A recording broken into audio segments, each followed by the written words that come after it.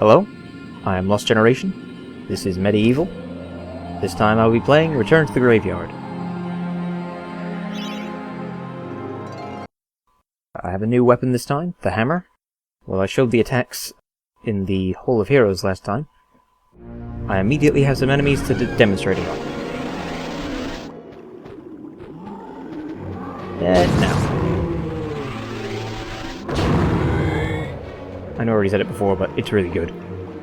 And this part went surprisingly well. In my practice run, I almost got a game over here, because narrow platforms that are moving across an instant kill liquid is about as fun as it sounds. So, I'm quite happy how that went.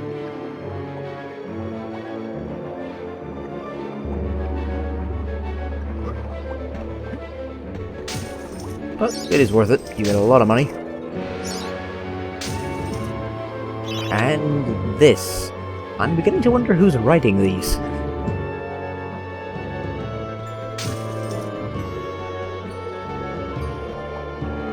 Moving on, the level is... I'm not really sure what to say about this level. It's not bad, it's just a bit forgettable. The only enemies are zombies and bigger zombies. And if you've been getting the chalices, at this point you have a weapon that makes mincemeat of them. So, it's a bit like a whack-a-mole more than anything. You generally won't be in danger.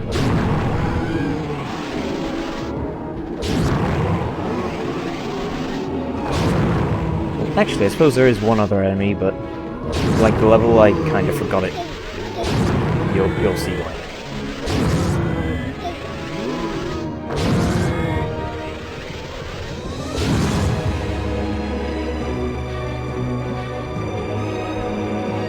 I know people have been talking about the soundtrack to the game in the thread, and I've said there as well, but I'll say in the video, I can't post links to the soundtrack. Like, the copyright on it was renewed when they made the remake, and as a result, if I attempt to put, even if I stop talking for a bit and just leave the game running, I get a warning from YouTube about copyright on the music. I can't do that. As far as I know, it will be okay with MediEvil 2, but with this one, it's not going to happen, sorry. Which is a shame, because the games have very good music.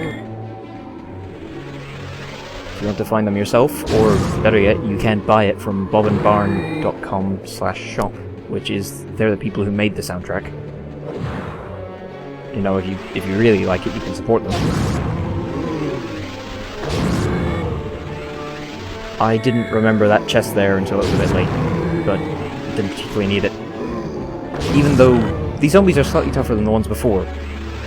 It's not apparent because I have the hammer now, but they do take a bit more damage to kill, they hit harder, but the hammer outweighs that. The other thing that I don't think I showed last time that I was here, zombies are kind of stupid. They can't climb ledges. So on top of everything else, if you really want to avoid them, just find like an inch-high wall or something.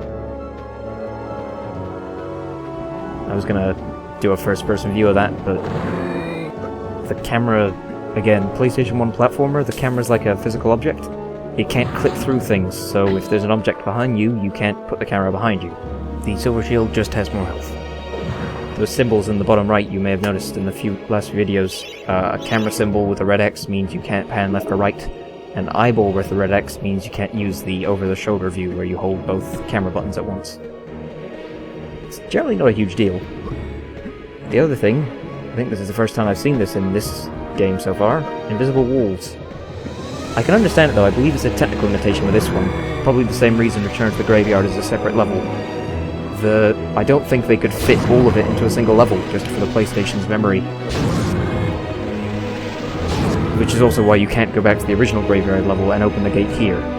There is a gate there, but the key won't work on it, even though it's the same gate, technically.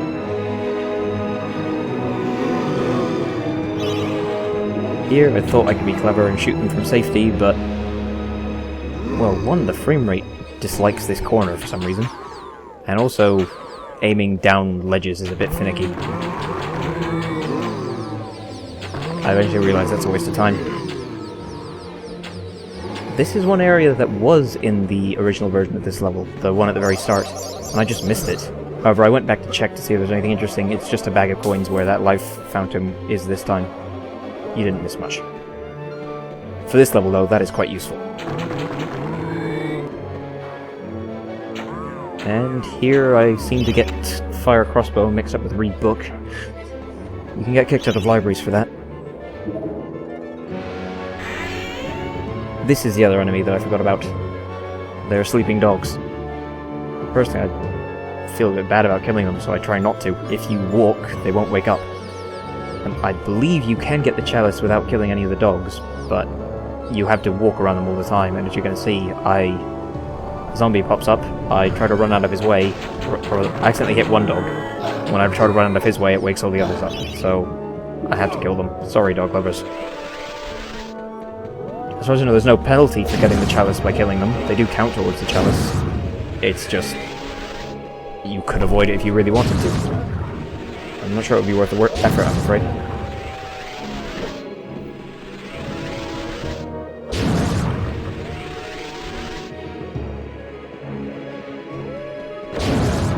I'm sorry if I'm a bit quiet. This level is... it's short, so it's not bad as such, but I just don't know what to say about it. It's kind of there. You're not in any danger here. Apart from that one secret area at the start, and I managed to get it right this time.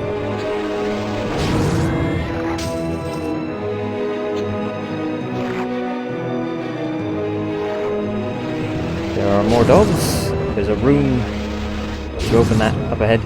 The book was foreshadowing, by the way. If you've played the other game, or apparently the PSP remake, you will already know what you're going to get later on in this level. I suppose just talk about the PSP remake, well, I can't think of anything else. I haven't played it, so people asking me if I'm going to do a Let's Play of it, I'm not planning it at the moment. If I did, I'd play through it, not recording first, so I could know what I'm doing when I do record it. And I don't know, I'd have to see if I liked it when I did try it, but I'll be doing MediEvil 2 first, and that's a ways off. So I don't know a huge amount about it. I've read a bit about it when double-checking things on the wiki for this one. It'll mention differences between this and the other. As far as I know, the main differences are they've kind of reworked the soundtrack with an extra orchestra, which sounds impressive. And some levels are changed, some weapons are rebalanced. You apparently have a helper character, which I don't think I'd appreciate. I don't know much about it, so I'm sorry I can't say more about it. Maybe I'll look into it more if people want me to, but as it is, chances are someone else may LP it before then. I don't know enough about it.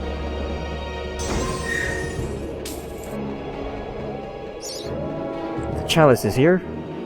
Well, it isn't full yet. Sorry, I was distracted then. All the zombies I was shooting before, well, I'm going to go to that area. Because I shot them first, it means I won't have to backtrack for the Chalice.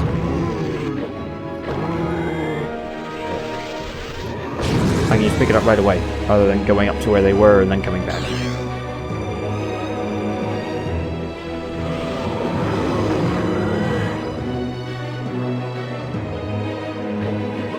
Jump up here, and I'm going to push this block into the water, and that way I'll have a way across. You can go to the other side and there's another 2 blocks, but I don't think you need all 3, 1 or 2 should do, or even none, as I'm going to show soon. On top of that, apart from there being a second block, the other side is almost identical. Oh, actually, there is something here that you will want to listen out for, so I'm gonna cut out my commentary for a second so you can listen to this.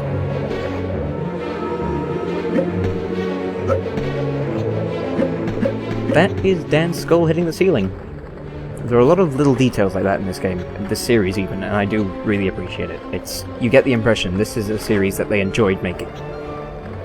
Same with Dan's arm popping out. Just lots of little things, I really like it. There is about to be a mini-boss fight that is very easy if you're good with the hammer. Trouble is, you might remember what my aim is like. I just missed a wall. Yeah. Also, I forgot that this other side I'd already cleared, so I cut out walking back to it. And then I decided to show why you don't actually have to push any blocks. From either side you can just jump straight across. It's just there if you're not too confident. Guardians of the Graveyard, like the level, are quite forgettable. There's 2 of them, they have a lot of health. They share their health bar, and they only have 1 attack. That's it. You can't hit them when they're see-through. You want to hit them when they become solid. The hammer's great for this because it does a lot of damage in a short amount of time. I'm just really bad at hitting them with it. This is going to play at normal speed until I get a strong hit to show how much damage it does. And then I'm going to speed up the rest of the boss battle because it's not supposed to take as long as it took me, and it's not going to be fun to watch. The shockwave, I believe the direct hit with the charged hammer, I don't think it actually does any more damage on the direct hit, but simply the fact that you're hitting them, there's no invincibility frames for you or enemies. So they take damage from the hit and the shockwave. The shockwave will hit multiple times if they're in the center of it. It should be soon, it'll do around 200 damage to them. Which is quite a lot. And the rest of the fight is exactly the same. I could have just cut it out entirely, I guess, but I figured people might want to see the boss fight, even if it's not a good one. Also, you get to see me being terrible. Still, well, the level itself isn't memorable. The thing you get, the daring dash, is very useful. MediEvil 2, and apparently the remake, Resurrection, give it to you from the start. It's just that good. You tap triangle and Dan dashes forward with his shield up.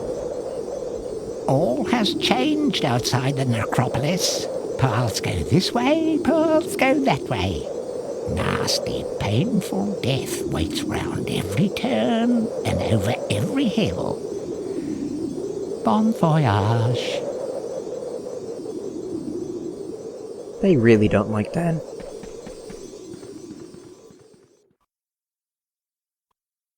Yeah, the daring dash is really good. You can also use it to jump further. I will resist the temptation to use it non-stop, because I'm sure that would be annoying to watch and listen to.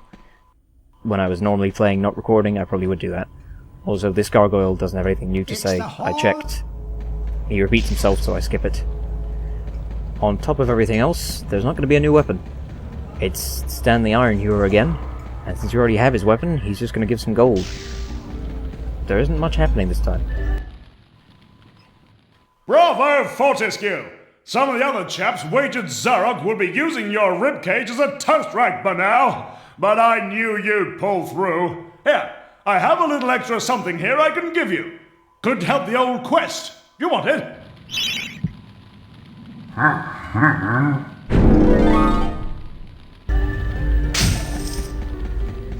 100 gold. I got more than that in the secret area at the start of this video. In fact, I got 3 times that. Oh well. It picks up around here.